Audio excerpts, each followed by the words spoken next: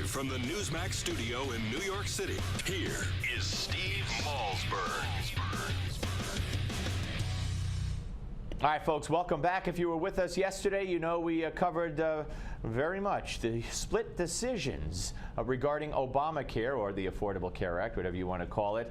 And it revolved around the subsidies that are given to many Americans who have Obamacare, and that's how they pay for it in part. One court saying it was illegal, another court saying it was okay, based on a loose interpretation of the legislation. Joining us now to talk about that, two fine guests, Dr. Jane Orient, and she's the director of the Association of American Physicians and Surgeons and author of Sapira's Arts and Science of Bedside Diagnosis, and Dr. Betsy McCaughey, who is the former Lieutenant Governor of the state of New York and author of Beating Obamacare 2014. Welcome to both doctors. Well, thank you. It's good to be with you, and it's good to be with Jane as well. Okay, that was obviously Betsy McCaughey. Okay, let's start with you, Betsy, and let's talk about what these split rulings mean for the future of this issue of subsidies in Obamacare. Well, first of all, the ruling by the Federal Appeals Court for the D.C. Circuit is by far the most important. That is the second most important court in the nation, far more prestigious than the Federal Appeals Court in Virginia that issued a contrary ruling the same day. What the D.C. Circuit said was this: the actual text, the actual words printed in the Affordable Care Act say that only state exchanges can provide subsidies to make the Unaffordable Care Act affordable by reducing what people have to pay to get one of those plans. The letter of the law says only state exchanges can issue those subsidies. Well, it turns out that only 14 states set up state exchanges. So for 2/3 of the nation, those subsidies provided to make the Obamacare plans cost less were illegal. And let me give you an example of what the difference is. 87% of people, nearly everybody who bought a plan, got a subsidy. And in general, on average, the subsidy paid for 76% of the plan. So if you're not eligible for a subsidy, you're going to be paying 4 times as much next year. It's quadrupling the premium. Yeah. So there's a lot at stake here. People won't be able to afford it. They'll leave these Obamacare plans, and you'll have what the insurance industry calls a death spiral, where only the very sick people who can't leave their plan will stay. Yeah. They're the very costly ones, and everybody else will leave. Dr. Orient? That's exactly right, but I don't think you should call this a loose interpretation. It changes the word state into whatever. If it's a federal exchange or a state exchange, you still get the subsidy. And keep in mind that the subsidy is making somebody else pay for those plans. Sure. And moreover, if any employee goes to one of these plans and gets a subsidy, then the business that he works for is subject to huge penalties. So it's not just that people will lose their subsidies, it's that businesses will be freed from the part of the huge draconian penalties for the employer mandate. And what I meant by the really important part that hasn't been covered too much, that this puts for all practical purposes, if the ruling is upheld at the Supreme Court, where it will be headed, then that would put an end to the employer mandate as well. There's another really important point here, and Jane put her finger on it, and that is that this ruling says, in the United States of America, the rule of law is king, not Mr. Obama. His job is to implement the law, not rewrite it. Right. Well, of course, he's rewritten it several times on other issues aside from the subsidies here. But let me quote to both of you and start with Dr. Orient. President Obama's old Harvard law professor, Lawrence Tribe, who of course we all know, said, quote, that he wouldn't bet the family farm on Obamacare surviving the legal challenges to the IRS rule about who's eligible for the subsidies. This was prior to the court rulings yesterday. He said, I don't have a crystal ball, he told the Fiscal Times, but he said, I wouldn't bet the family farm on this coming out in a way that preserves Obamacare. So assuming that this is expedited to the Supreme Court, and it'll get there eventually, whether it's expedited or not, Dr. Orient, and based on what I meant by loose interpretation was, yeah, basically changing, saying they interpreted what they believe the spirit of the law was as opposed to what it said, and couple that with the fact that the D.C. Circuit does have much more weight, as Dr. McCaughey alluded to. How do you see this working out? Do you agree with Lawrence Tribe? I certainly hope that he's right. Somebody's counted up the number of times that Obama has rewritten the law.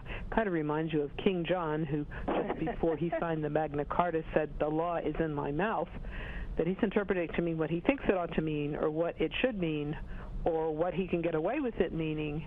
And I think that if the subsidies go down, the plan probably will too, because as Dr. McCaughey pointed out, that's the only thing that makes this affordable to the people who are getting them, and people who aren't getting them are just declining to participate. That's right. The fact is the average person buying an Obamacare plan on an exchange is only paying 24% of the actual cost. Yeah, yeah. And by the way, taxpayers are paying the rest. I would not bet that Chief Justice John Roberts saves Obamacare again, because the issue here is the clear language of the law.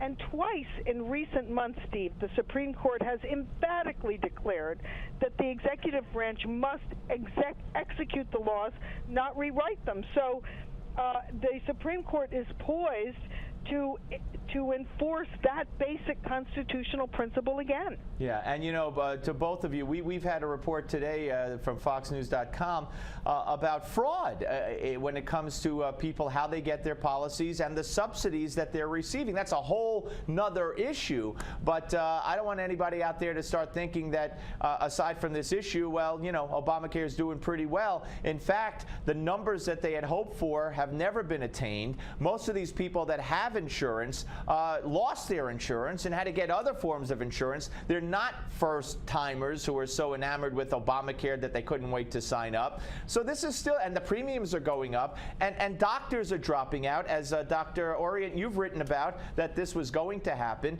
It's happening, and this whole thing is still a mess. Well, if you make it much more expensive and onerous to practice medicine, then why do you expect that people are going to continue to do it? Doctors are closing their private practices in droves. Many of them are going to be employed by hospitals, which means they will be much less productive, and they won't be working for the patients anymore. They'll be working for the person who writes their check.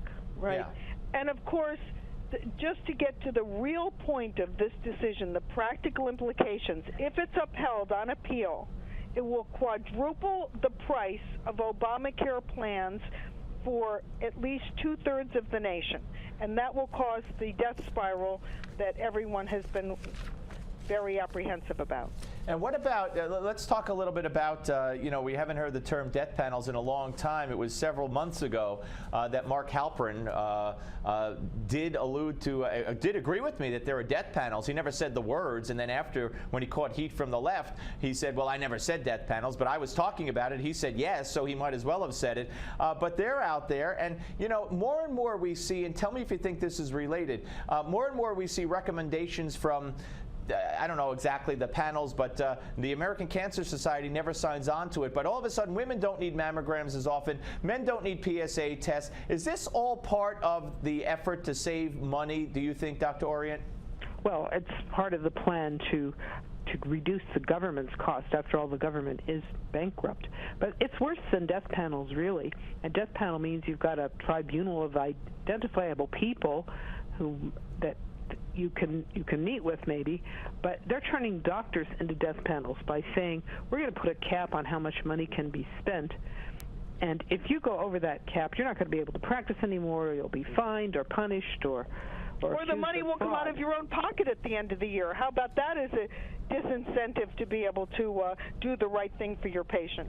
Yeah, exactly that. So physicians, to survive, are going to be doing less. And hospitals, if they can't get paid for readmitting a patient, they may send him to hospice because, after all, if a patient dies, he can't be readmitted.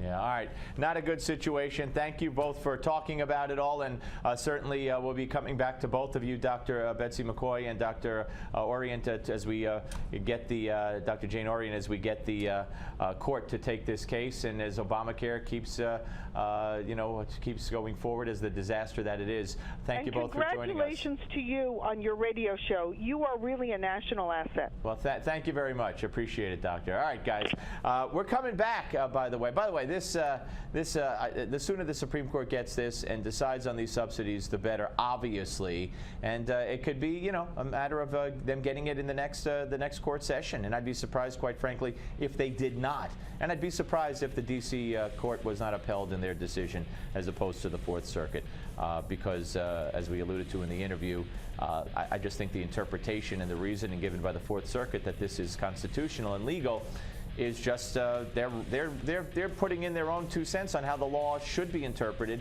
and what they believe it should mean. But again, this is a Supreme Court that has said the president cannot change the law. You got to follow what is written. All right, we're coming back. Gimme 5 is next. Don't go away.